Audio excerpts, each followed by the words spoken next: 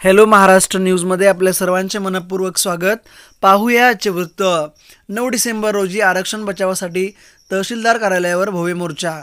सातारा जिल्ह्यातील खंडाळा तालुक्याच्या वतीने आरक्षण बचाव समिती खंडाळा तालुक्याच्या वतीने तहसीलदार कार्यालयावर तालुक्यातील बहुजन समाजाच्या वतीने 9 डिसेंबर रोजी भव्य मोर्चा काढण्यात आला आणि तहसीलदार यांना निवेदन देण्यात आले। हॅलो महाराष्ट्र न्यूजसाठी दिलीप वाघमारे, ब्युरो चीफ, सातारा।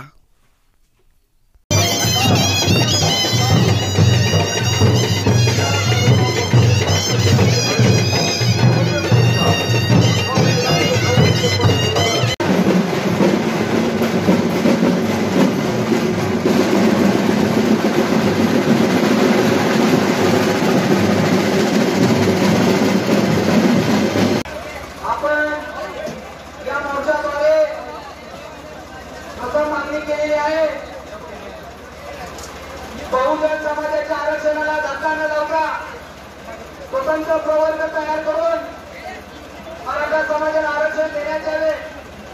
बहुजन समाजाच्या कुठल्याही आरक्षणाला धक्का लावता कामा नये ही आपली प्रमुख मागणी आहे।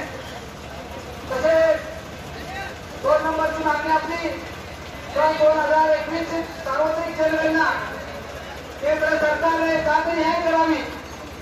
अथवा महाराष्ट्र शासनामार्फत राज्यात जातनिहाय जनगणना करण्यात यावी। मराठा समाजाचे ओबीसीकरण करू नये।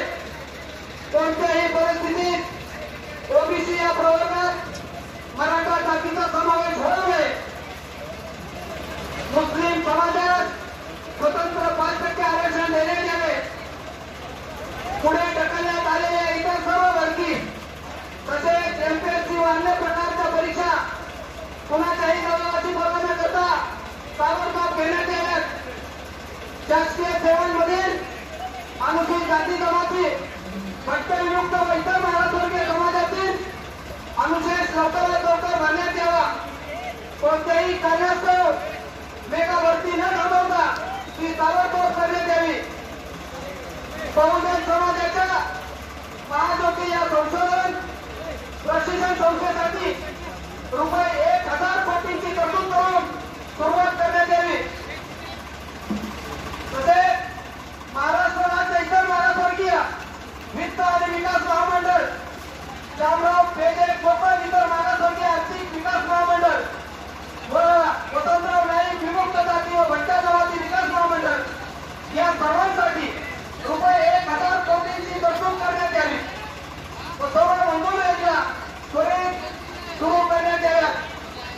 मला बलुतेदारांच्या आर्थिक विकासासाठी राष्ट्रपती